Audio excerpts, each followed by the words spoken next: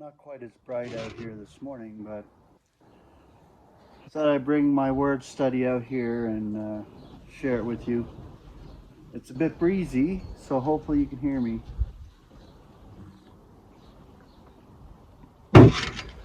Um, I might just be doing these word studies from now on, just without all the fanfare, meaning the imagery and music and stuff, because it's straight scripture from the Keyword Concordance. These words are brought out from the scriptures in a properly contextual manner. So that's really all the edification a person needs. As God teaches each one according to his will and places each one according to his will in the body of Christ, that they would be gaining any kind of realization and understanding from the scriptures that are presented in these word studies. The word itself is beautiful that I'm sharing today, and it's not known in the world of religion. Christianity, I've never heard this word. Growing up in the Christian religion in the Baptist church, they never ever mentioned this word at all, and it was always known as angel.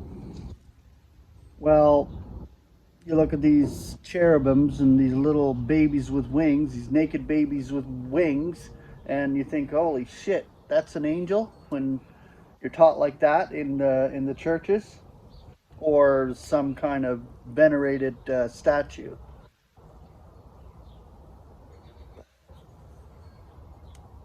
Celestial couriers, beautiful, beautiful, beautiful. This concordant definition, and they're messengers. The Greek is angelos, so that's where they get the word angel, the English word angel. But when you understand that these are powerful celestial beings, these messengers, they're used by God in service. I believe service to God among the celestials, these messengers. So let's just get into the concordant definition here. One who carries a message, whether human such as John the Baptist. See, when you're speaking of humans, like John the Baptist, his disciples, or our Lord's disciples, the spies sent, officers of the synagogue, etc. So these are human messengers carrying a message. You look in couriers these days for humans, they drive around on bicycles. Maybe back then they drove rode horses to bring a message, and I believe they probably did. But this next part, or celestial couriers, concerning whose nature we are not informed. These are powerful beings among the celestials, still doing service among the celestials, and they will be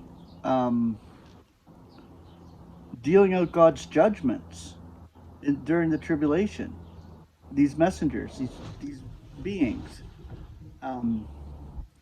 So we know from the scriptural viewpoint, messengers are much more powerful than humans among the celestials.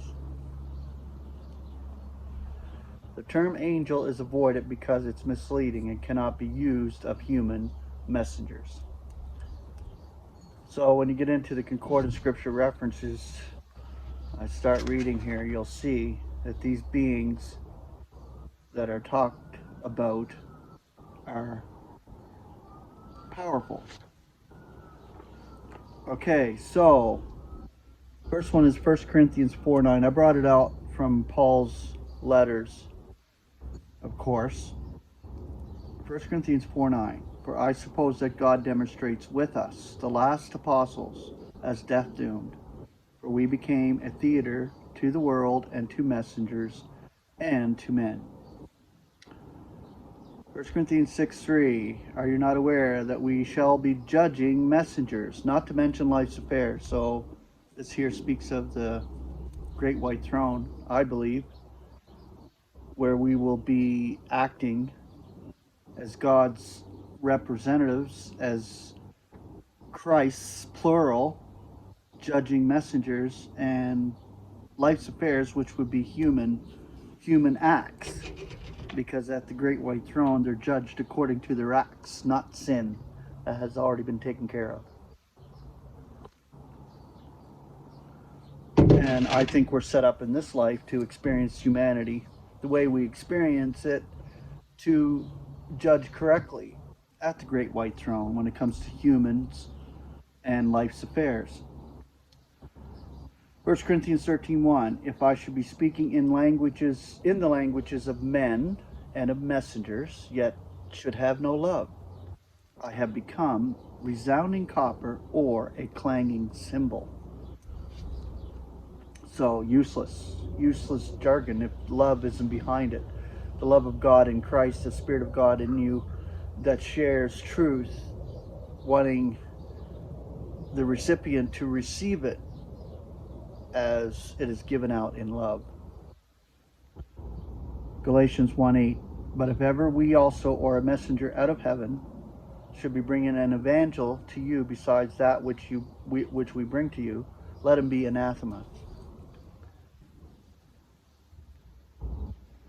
Galatians 4:14, and your trial in my flesh you do not scorn, neither do you loathe it, but as a messenger of God you receive me as Christ Jesus.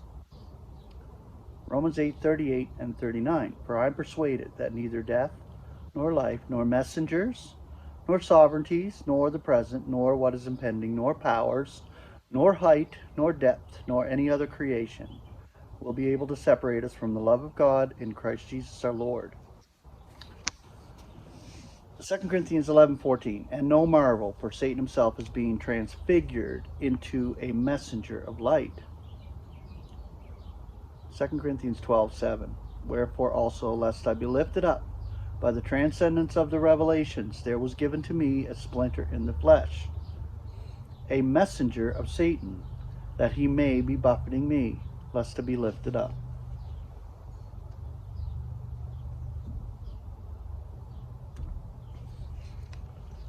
Galatians 3:19, what then is the law? On behalf of transgressions it was added, until the seed should come to whom he has promised, being prescribed through messengers in the hand of a mediator. Colossians 2:18, let no one be arbitrating against you who wants in humility and the ritual of messengers to parade what he has seen, feignedly puffed up by his fleshly mind.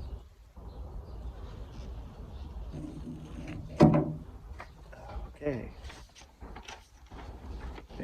1 Timothy 3:16, and avowedly great is the secret of devoutness, which was manifested in flesh, justified in spirit, seen by messengers, heralded among the nations, believed in the world, taken up in glory.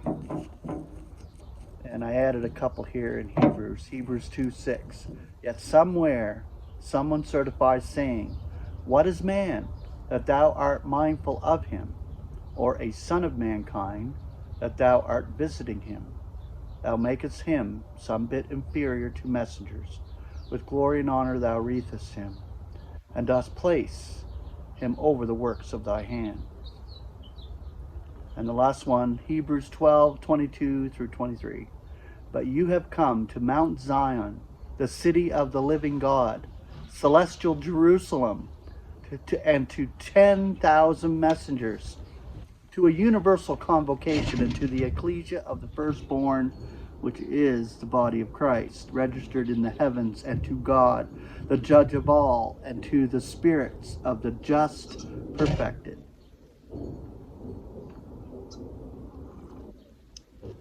So there you have it. Check out Simon's blog associated with this word study. Simon does the blog, and it's under Show More. So have a wonderful day. Grace and peace.